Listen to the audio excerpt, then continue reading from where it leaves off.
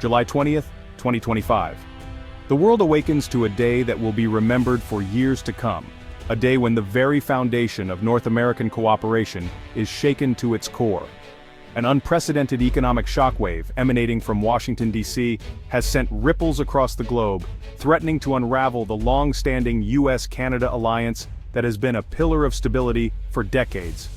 In a stunning move, President Donald Trump has announced a sweeping 35% tariff on all Canadian goods entering the United States.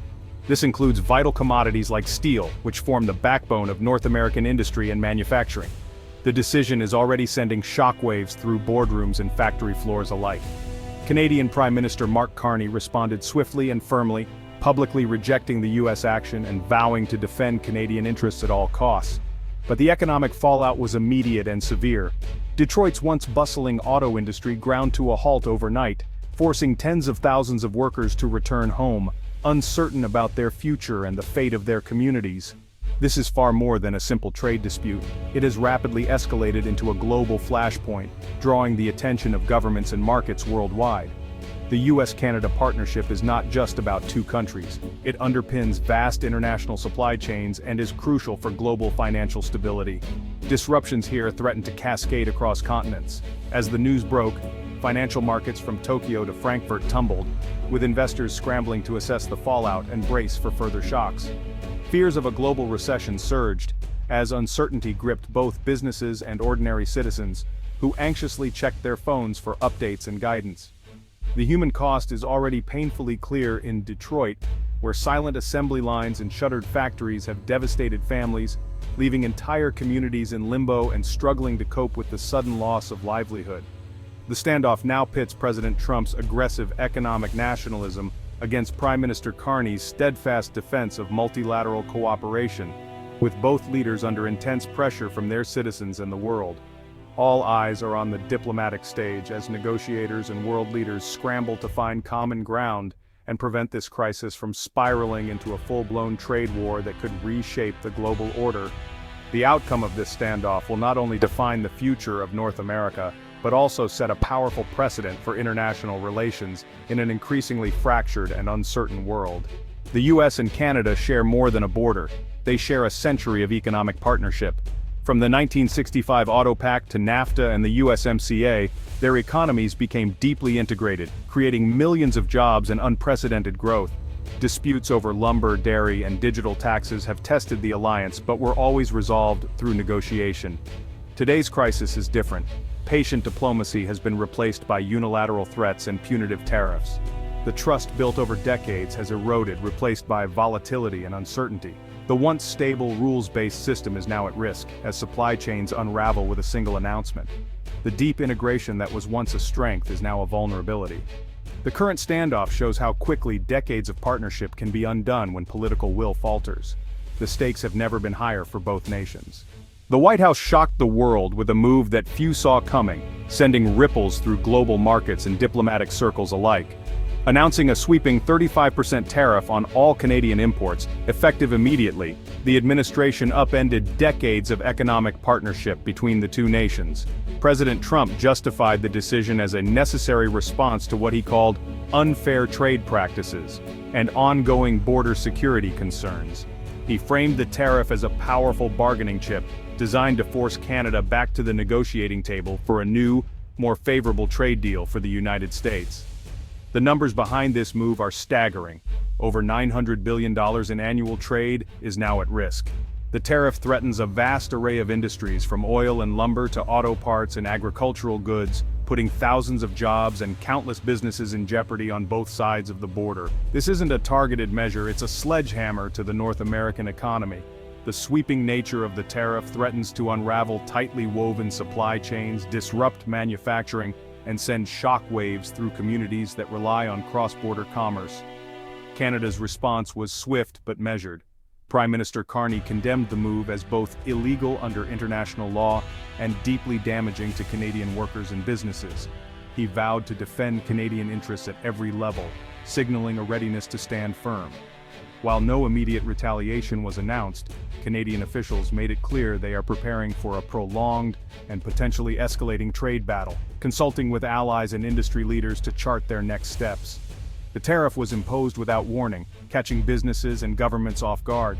Overnight, cross-border shipments ground to a halt, with trucks idling at checkpoints and freight trains stopped in their tracks. The financial fallout was immediate. The Dow plunged, the Canadian dollar tumbled, and industries from manufacturing to agriculture were left paralyzed, scrambling to assess the damage and adapt to the new reality. What began as a diplomatic standoff has now escalated into a full-blown economic emergency, unfolding in real time and affecting millions of lives in less than a single day. The crisis has become a test of political resolve and economic endurance, with both sides digging in for what could be a long and bitter standoff. As the world watches anxiously, governments, businesses, and ordinary citizens are bracing for what comes next in this unprecedented trade conflict. Prime Minister Carney has responded with calm resolve, refusing to escalate rhetoric while defending Canada's position. He's countered U.S. claims with facts, presenting Canada as the rational actor in a volatile dispute. Behind the scenes, Canada is rallying allies in Europe and Asia, and reaching out to U.S. governors and business leaders who rely on Canadian trade. The strategy: isolate the White House and build pressure for a reversal. Ottawa is holding back on immediate retaliation, but has prepared targeted countermeasures aimed at key U.S. exports. The threat is clear. Canada can inflict political pain if pushed. Carney's gamble is that reason and economic self-interest will prevail over political posturing. But restraint carries risks. If seen as weakness, it could invite more pressure. The success of this approach depends on whether quiet diplomacy can bring the U.S. back to the table before the damage is irreversible. Nowhere is the crisis more devastating than Detroit, the heart of the American auto industry. The 35% tariff on Canadian steel and parts instantly crippled the cross-border supply chain. Ford, GM, and Stellantis suspended operations, silencing assembly lines and sending tens of thousands home. For Detroit families, the auto industry is a way of life, now thrown into chaos. The collapse ripples through suppliers, logistics, and local businesses, threatening a social catastrophe. Politically, the fallout is explosive. Michigan, a key swing state, is furious at the White House's policy. The crisis exposes a fundamental misunderstanding. The North American auto industry is a single, integrated system. Treating Canadian parts as foreign imports breaks the system, harming both nations. Detroit's paralysis is a stark lesson. You can't wage a trade war on your closest partner without hurting yourself. The stakes for workers and communities couldn't be higher. At the heart of the ongoing trade war lies a single, crucial material: steel. This unassuming metal is the backbone of modern industry, shaping everything from skyscrapers to cars, and its production is a point of national pride and economic power for many countries.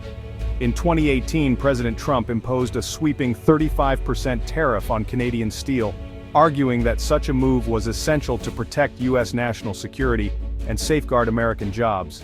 The administration claimed that without these tariffs, the domestic steel industry would be at risk of collapse.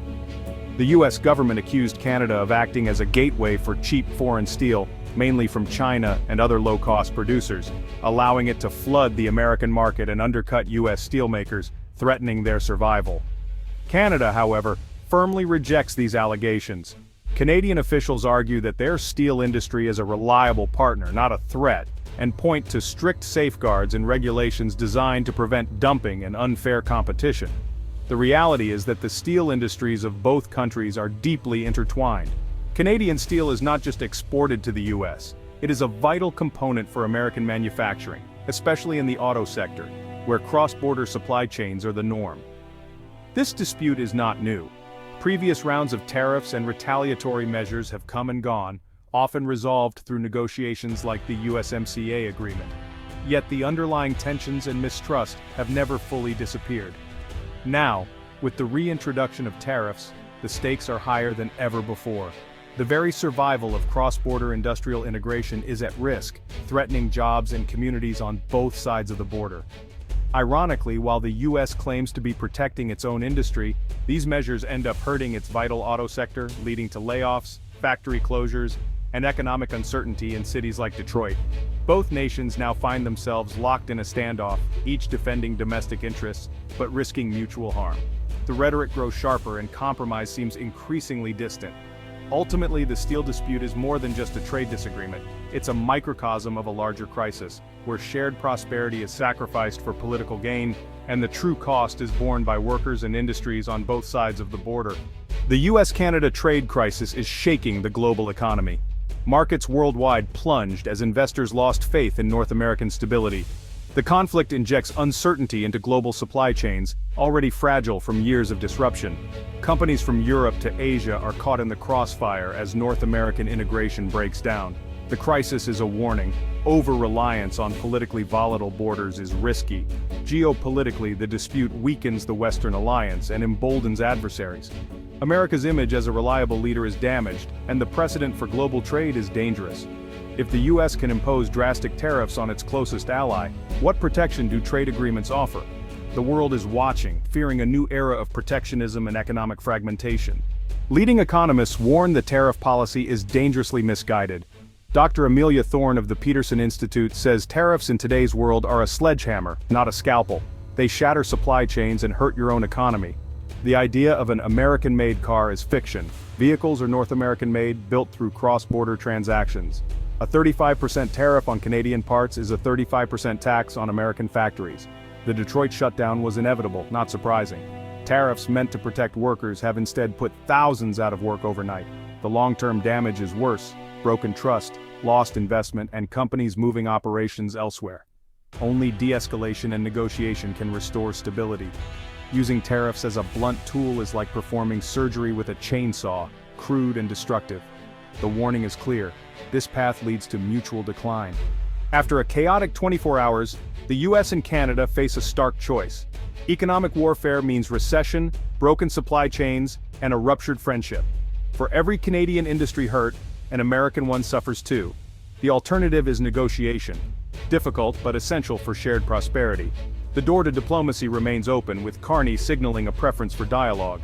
The world is watching, hoping for a reaffirmation of rules-based trade. Calm heads must prevail. Ultimatums must give way to compromise. The future of millions and the global order hangs in the balance.